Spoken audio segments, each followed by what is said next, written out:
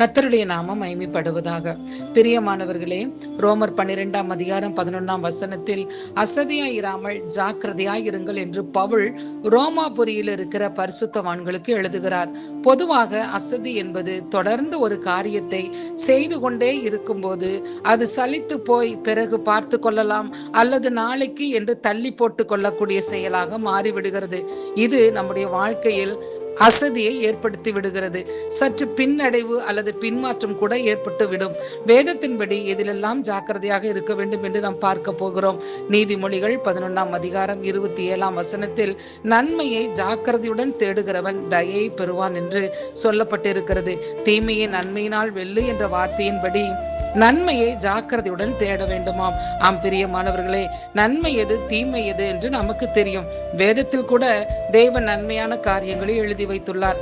ஆதியாகமம் 31ஆம் அதிகாரம் 24, 29 ஆகிய வசனங்களில் பேசுவதில் நன்மையை பேச வேண்டும் என்று சொல்லப்பட்டிருக்கிறது.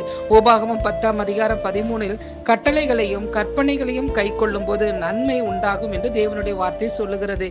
சங்கீதம் 34:10 கூட கர்த்தரை தேடுகிறவர்களுக்கு ஒரு நன்மையும் குறைவுபடாது என்றும், நீதிமொழிகள் 3ஆம் அதிகாரம் 27ஆம் வசனத்தில் நன்மை செய்யும்படி உனக்கு திராணி இருக்கும் போது அதை செய்யத்தக்கவர்களுக்கு செய்யாமல் இராதே என்ற வார்த்தையின்படி கிறிஸ்தவர்களாகிய நாம் எல்லா மக்களுக்கும் நம்மால் முடிந்த நன்மைகளை ஜாக்கிரதையுடன் தேடி அதை செய்வோம். நீதிமொழிகள் 22:29 தன் வேளையில் ஜாக்கிரதை உள்ளவர்களாக காணப்பட வேண்டும் என்று சொல்லி வேதம் சொல்லுகிறது. பொதுவாக உலக மக்கள் கிறிஸ்தவர்களை சத்தியத்துக்கு கீழ்ப்படிந்தவர்கள் என்றும் உண்மை உள்ளவர்கள் என்றும் அன்புள்ளவர்கள் என்றும் அறிந்து வைத்திருக்கிறார்கள். ஆகவே கடமை தவறாதவர்கள் என்றும் மற்றவர்கள் நினைப்பதுண்டு.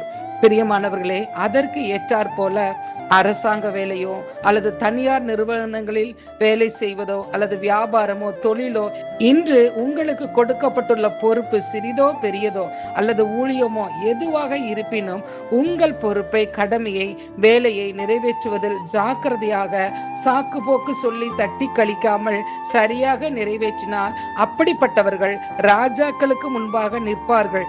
உயர்வும் மேன்மையும் அவர்களுக்கு தேடி வரும். ஆம் தேவ பிள்ளைகளே, அடுத்து நாம் எதற்கு ஜாக்கிரதையா இருக்க வேண்டும் என்று வேதம் சொல்லுகிறது. எபேசியர் 4ஆம் அதிகாரம் 3ஆம் வசனத்தில் சமாதான கட்டினால் ஆவியின் ஒருமையை காத்து கொள்வதற்கு ஜாக்கிரதையா இருக்க வேண்டும் என்று சொல்லப்பட்டிருக்கிறது. இந்த வசனத்தின்படி இந்த நாட்களில் ஆவிக்குரிய வட்டாரத்தில் சமாதான குறைவு, ஒருமன குறைவு அதிகம் காணப்படுகிறது. சங்கீதம் 133:1 இதோ சகோதரர்கள் ஒருமித்து வாசம் பண்ணுகிறது எத்தனை நன்மையும் எத்தனை இன்பமுமானது என்று தாவீது குறிப்பிடுகிறார். அப்போஸ்தலர் 2ஆம் அதிகாரம் 1ஆம் வசனத்தில் கூட அவர்கள் எல்லாரும் ஒருமனப்பட்டு ஓரிடத்திலே வந்திருந்தார்கள், ஆவியானவரால் நிரப்பப்பட்டார்கள் என்று சொல்லி அதே அதிகாரம் 4ஆம் வசனத்தில் நாம் பார்க்கிறோம். நாம் வாழ்ந்து கொண்டிருக்கிற இக்காலங்களில் குடும்பத்தில் உறவுகளிடையே பிரிவினை, சபையில் ஒருவர் இன்னொருவருடன் இசைந்து விட்டு கொடுத்து அன்பு செலுத்த முடியாமல் சிறு சிறு விஷயங்களை மனதில் வைத்து கசப்பாக மாற்றிக்கொண்டு அவர்களும் சமாதானம் இல்லாமல் மற்றவர்களும் சமாதானம் இல்லாமல் சத்துருவுக்கு இடம் கொடுத்து தேவ நீதியை நிறைவேற்ற முடியாமல் காணப்படுகிற சூழ்நிலையை நாம் பார்க்கிறோம். குடும்பங்களில் உறவுகளிடையே சில விஷயங்கள் நம் விரும்பத்தகாத காரியங்கள் நடக்கும் போதும் அவைகளை பெரிதுபடுத்தி சமாதானத்தையும் உறவுகளையும் விசுவாசிகளையும் இழந்து போக இடம் கொடுக்கிறோம். அதை பொறுத்து கொண்டு விட்டு கொடுத்து ஒரு மனதை காத்து கொள்ள நாம் முயற்சிக்கலாமே. ஒரு மனம் இருக்கிற இடத்தில் தேவ ஆவியானவர் இறங்கி வருவார். ஒருமனப்பட்டு கூடி ஜெபிப்பதை விட்டுவிடாமல் சமாதான கட்டினால் ஆவியின் ஒரு மனதை காத்து கொள்ள நாம் ஜாக்கிரதையாக செயல்படுவோம். கர்த்தர் நம்மை ஆசீர்வதிப்பார். ஆமென்.